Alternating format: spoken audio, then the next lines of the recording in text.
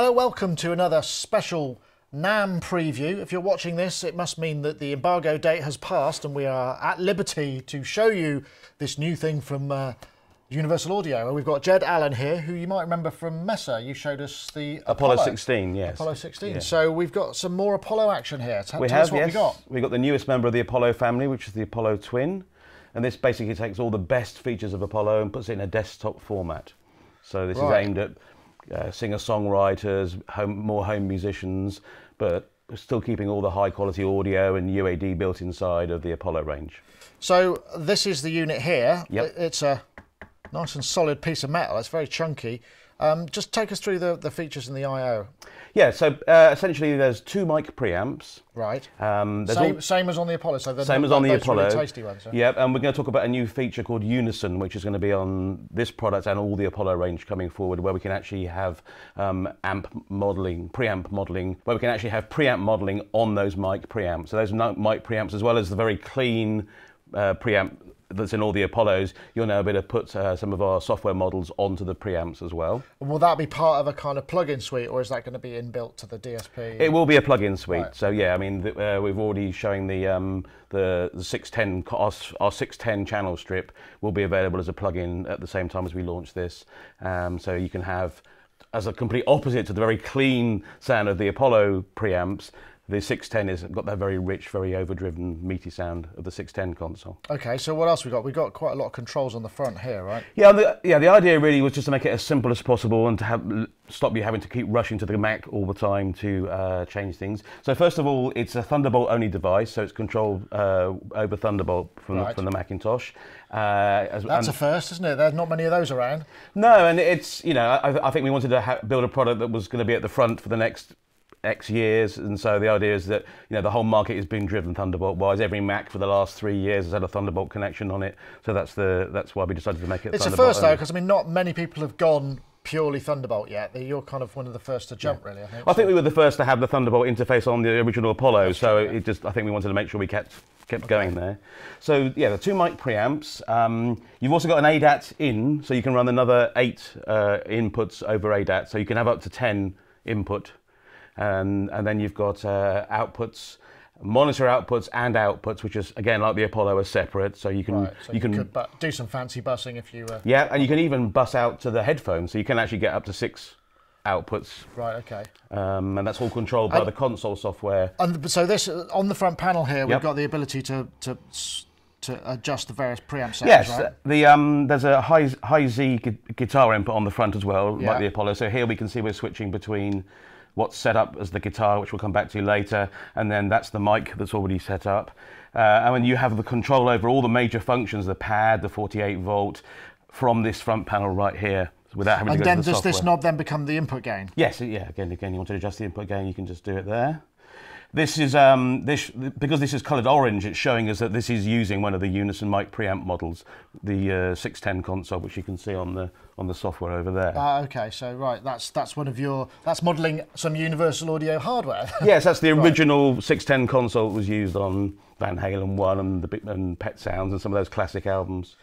And over to the monitor, we can switch between the monitors and the headphones as well. You've got separate levels, effectively, yes, right? Yeah. Okay. And the monitor is digitally controlled analog, so even if you end up monitoring at a low level, you don't lose any bit rate when you turn the volume down. Right. Okay.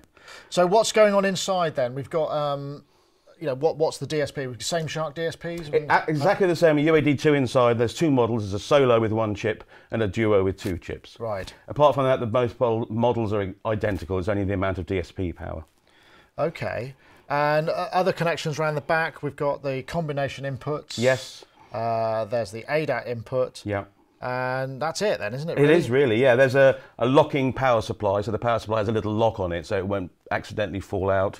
A small thing, but again, you know, really it's designed for someone who's going to have their unit sitting on a desktop next to their computer, hopefully with their guitar and their microphone, and just do desktop. So we say we've got a Thunderbolt input. There's no through on this, is there? That's just a single Thunderbolt connection. Yeah. So is there a difference between the software? I mean, we go to the control panel. What's different there?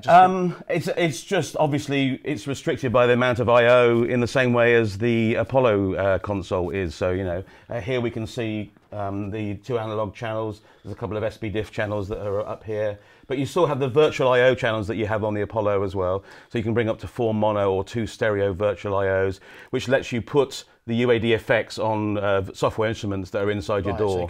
So I notice it says SPDIF there. Does that mean that the optical port is switchable between ADAT format and stereo SPDIF? It is, yes, although the ADAT is 8-in only. Okay.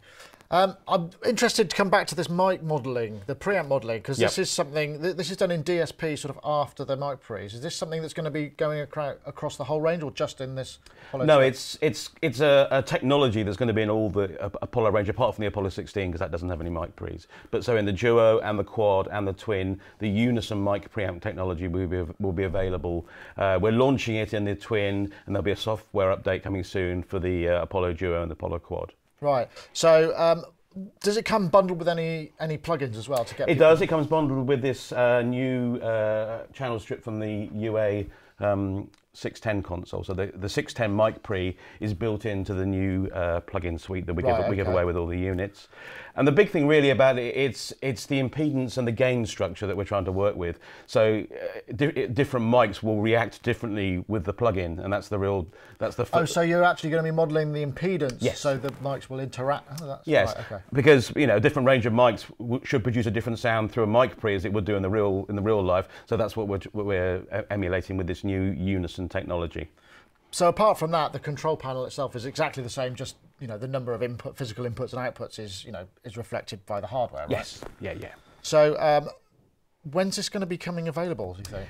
Well, this will be shipping as of the first day of NAMM, so hopefully we'll see it available worldwide. As you watch this? As you watch this, it'll be in your local store, yes. And I guess the next big thing really is kind of price. I mean, what sort of... Yes, well, the USA map pricing is $6.99 for the Solo dollars and $8.99 for the Duo. So Solo's got a single Shark chip. Yep. Duo's got 2. And as I said before, there's no difference apart from the DSP between the 2 units. Right, so that's pretty affordable. Yeah. I mean, again, this is really aimed at the desktop musician, but the first time that they've have access to UAD inside technology with the ultra low latency in this sort of format. So just to be straight, we do get this exactly the same very low latency. We've got a guitar here plugged in, which I could feebly attempt to play something meaningful. You've got something dialed up here, so let's just try that a second. So we're going to go. I'm going to go across to the guitar here. Just turn up the level, and we've got an amplifier and a... This is my vintage guitar that's got a crackly pot. That's not the Apollo, I might add. So yeah, when we're on this channel now, we have the Roland chorus pedal. Oh, the classic C. Yeah.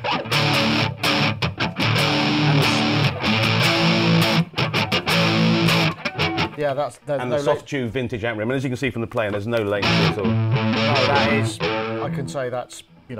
as it was with the original Apollo. So yeah, it's the same. You can have up to four plugins with less than 2 milliseconds of latency in each channel. Yeah, right. So, I mean, I'm guessing with all these features, people are going to want to know, can they run this in conjunction with other Apollo hardware or other UAD hardware, or maybe 2 twins? There's some great ideas there, and we've definitely reported stuff back to the engineers. We have to wait and see. Currently, you can only run 1 twin unit on its own.